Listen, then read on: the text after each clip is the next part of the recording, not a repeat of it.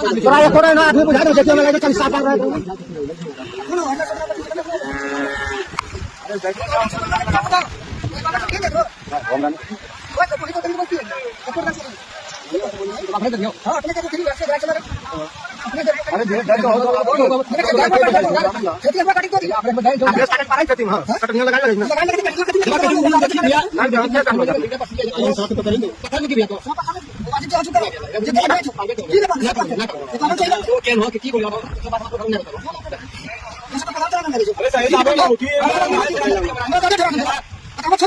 अरे नमस्कार मित्र, आपने देखा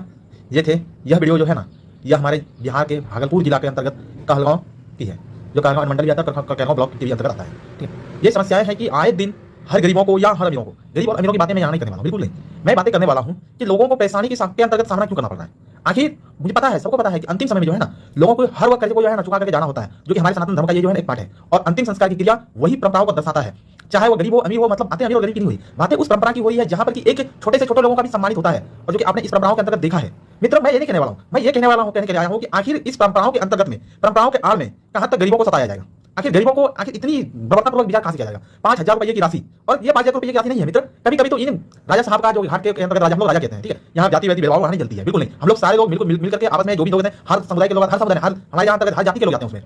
और यहाँ जाते ही वहाँ जात उसकी समाप्त हो जाती है। वही संसार पर बैठ करके भोजन भी करना होता है। मैं जबकि मैं मल्टीपल टाइम्स रहा हूँ, मैं उसी समय में मल्टीपल टाइम्स रहा हूँ, और मैंने उसी संसार के अंतर्गत में भी भोजन किया हुआ करके। इसका मतलब मैं अकेले नहीं करता, मैंने बहुत सारे अपने परिवारजनों को और अपने गाँव ग्रामीण के अंतर्गत में मैं बहुत हम जाते रहता था, जब मैं अपने घर के दौरान में रहता था। समस्याएं है कि मैंने देखा है और करीब से देखा है, लेकिन हर बार की यही समस्या है कि ये राजा साहब को मनाना पड़ता है। मैं मानता हूँ, बिल्कुल मनाना पड़ता है, आज भी आप मेरे सम्मानित है, कुछ नहीं है, लेकिन इसके आड़ में जो खेल खेला जा रहा है, जो ये रचना खेल हो रहा है,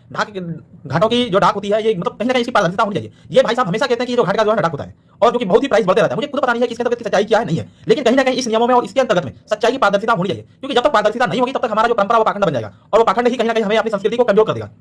मित्र, मैं दूसरी ओर ये बताना आया हूं आपको कि जहां भूमि सीमित है, वहां हमारे पूर्वजों ने हजारों साल की परंपराओं ने ये अंतिम संस्कार की परिकल्पना की थी, जो कि आज भी चल रहा है, और शायद हो सकता है कि वर्षों तक चलेगा, क्योंकि इसमें जो पहले ही परिकल्पना कर दी गई थी, संसाधन सीमित है, भूमि सीमित है,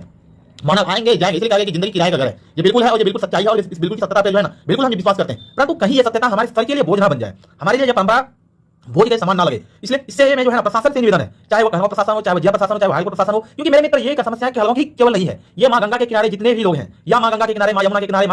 और भी मां मतलब जो भी है नदियां, सिंधु नदी, कावेरी नदी, ब्रह्मपुत्र के अंदर जितनी भी दक्षिण में है, गोदावरी भी है, कृष्णा है, कावेरी है, नर्मदा है, इन सारी नदियों जो है, इन सारी नदियों के किनारे दाह संस्कार का कार्यक्रम किया जाता है, और परंपराएं वही होती है। जितनी परंपराएं हमने यहाँ निभाया है, उतनी परंपराओं का निर्वहन यहाँ पर किया जाता है, क्योंकि सब जितनी बातें आपको मैंने यहाँ बताया, उतनी परंपरा पूरी भारत में होती है और होता भी है। परंतु ये परंपराएं हमारे सर पर बोझ ना बन जाए, इसके लिए जो है हमें काम करने की जरूरत है, और मैं प्रशासन से विनती करना चाहता हूं, आदरणीय, अगर आपको आदरणीय आपको संज्ञान में नहीं रहा होगा,